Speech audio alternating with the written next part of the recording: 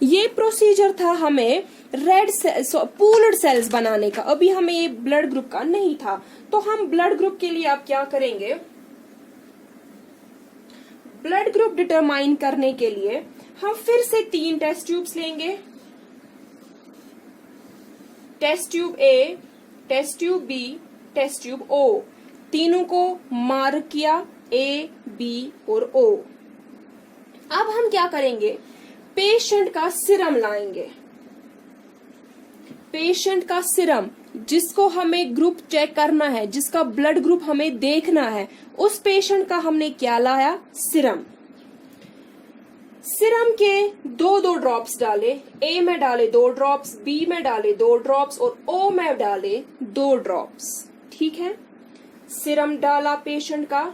इसके बाद हम क्या करेंगे, ए से पूल्ड सेल्स उठाएंगे, ए में डालेंगे 1 ड्रॉप। ठीक है, 2:1 रेशियो होता है एंटीजन एंटीबॉडी का। एंटीबॉडीज का होना चाहिए 2, एंटीजन का होना चाहिए 1 पार्ट। तो 2 ड्रॉप्स जब हमने सिरम के डाले, यानी कि जिसमें एंटीबॉडीज है, 1 ड्रॉप डालना है एंटीजन्स का, जो हमने पूल्ड सेल्स बनाई है। ए की पूल्ड सेल्स हमने बनाई, ए की पूल्ड सेल्स में से 1 ड्रॉप डाला ए में, बी की पूल्ड सेल्स में से 1 ड्रॉप डाला बी में, और ओ वाली पूल्ड सेल्स में से 1 ड्रॉप डाला ओ में। उसके बाद क्या करेंगे, वेट करेंगे। वेट करेंगे 10 मिनट्स, जब तक antigen antibody reaction, 10 to 15 minutes usually करते हैं, जब तक एंटीजन एंटीबॉडी रिएक्शन हो जाएगी। उसके बाद सेंट्रीफ्यूज किया। सेंट्रीफ्यूज करना है लो स्पीड पे, 1500 आरपीएम। 1500 आरपीएम पे सेंट्रीफ्यूज किया 1 मिनट के लिए। ए को भी, बी को भी, ओ को भी, तीनों टेस्ट ट्यूब्स को सेंट्रीफ्यूज किया। 1500 आरपीएम स्पीड रखनी है और टाइम रखना है 1 मिनट। तो सेंट्रीफ्यूज हो गया। उसके बाद हमें चेक करना है एग्लूटिनेशन। एग्लूटिनेशन हम चेक करेंगे। अगर नेकेड आई से नहीं दिख रही है, we can also use microscope to check the agglutination. और एग्लूटिनेशन के बाद हम देखेंगे रिजल्ट क्या है। लेकिन रिजल्ट यहाँ फॉरवर्ड ग्रुपिंग से थोड़ा सा हटके होगा। चलिए हम देखते हैं कि रिजल्ट क्या होगा। रिजल्ट को देखने से पहले मैं फिर से एक बार चार्ट बनाऊंगी। Blood group, antigen, antibody. Blood group A, antigen A, antibody B. Blood group B, antigen B, antibody A. Blood group A B, antigen A B, B B, antibody कोई नहीं। ब्लड ग्रुप ओ, एंटीजन कोई नहीं, antibody A B और B B. इसको आप याद रखिए। अब हमें रिजल्ट देखना है। ये थे हमारे 3 टेस्ट ट्यूब्स, ए, बी, ओ।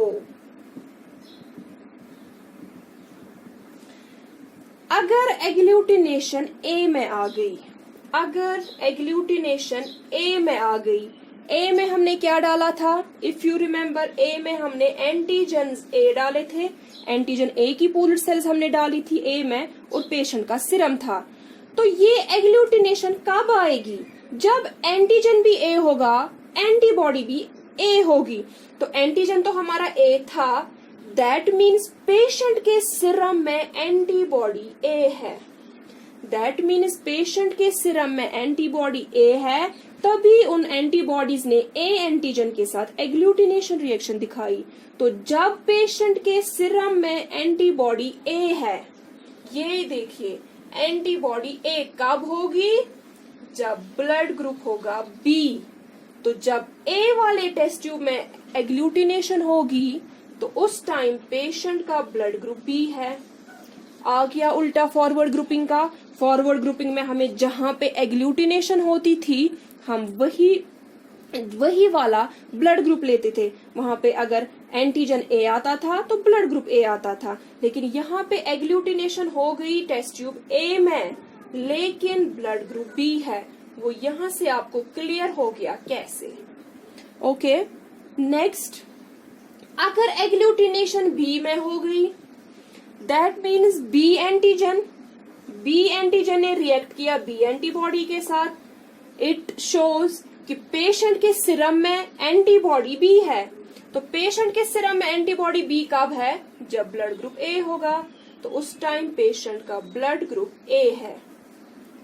सिमिलरली अगर एग्लूटिनेशन कहीं भी नहीं हुई, ना ए में हुई ना बी में हुई, दैट मीन्स ना ही एंटीबॉडी ए है ना ही एंटीबॉडी बी है, तो उस टाइम पेशेंट का ब्लड ग्रुप होगा ए बी।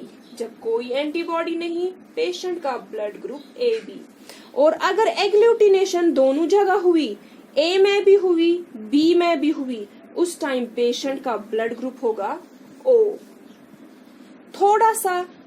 थोड़ा सा कंसेंट्रेट करना है, थोड़ा सा ध्यान देना है कि फॉरवर्ड ग्रुपिंग में हम क्या देखते थे और रिवर्स ग्रुपिंग में हम क्या देखते थे। जिसको समझ नहीं आया, एक दो बार लेक्चर को रिपीट सुनिए, फॉरवर्ड ग्रुपिंग को और एक बार सुनिए, तब जाके आपको ये अच्छे से अंडरस्टैंड हो जाएगा। नाउ द क्वेश्चन इज कि ओ की क्या सिग्निफिकेंस थी? हमें तो ओ ब्लड ग्रुप इन दो से ही पता चली, तो ओ वाली सेल्स को बनाने का क्या फायदा? ओ का क्या रोल है? ओ की क्या सिग्निफिकेंस है? सी, कुछ कभी कभी क्या होता है कि किसी पेशेंट में अदर देन एंटीबॉडी ए और एंटीबॉडी बी कुछ और एंटीबॉडीज प्रेजेंट होती है, यानी कि नेचुरल एंटीबॉडी से कुछ और एंटीबॉडीज प्रेजेंट हो सकती है। वो हो सकती है या वो किसी इम्यूनाइजेशन के लिए या कोई वैक्सीन के बाद वो एंटीबॉडी डेवलप हो सकती है, या जब ब्लड ट्रांसफ्यूजन करते हैं उससे वो एंटीबॉडी डेवलप हो सकती है। दैट्स अ हायर कंसेप्ट, वो बॉम्बे ग्रुप एच एंटीजन, वहां तक आपने नहीं जाना है। तो ये ओ का यहाँ पे यही सिग्निफिकेंस है कि पेशेंट में ए और बी एंटीबॉडीज के बगैर कोई और एंटीबॉडी मत प्रेजेंट है, वो इस टेस्ट ट्यूब से हमें पता चलेगी। तो ओ वही डिटेक्ट करता है कि ए एंटीबॉडी ए और एंटीबॉडी बी के अलावा मत कोई और एंटीबॉडी प्रेजेंट है। ओ का रोल वही है यहाँ पे। सो आई होप कि आपको थोड़ा सा क्लियर हुआ होगा कि कैसे हम रिवर्स ब्लड ग्रुपिंग करते हैं। अगर लेक्चर समझ नहीं आया, एक दो बार रिपीट सुनिए, फिर भी समझ नहीं आया, do contact me, I will make you understand. Okay, Allah Hafiz.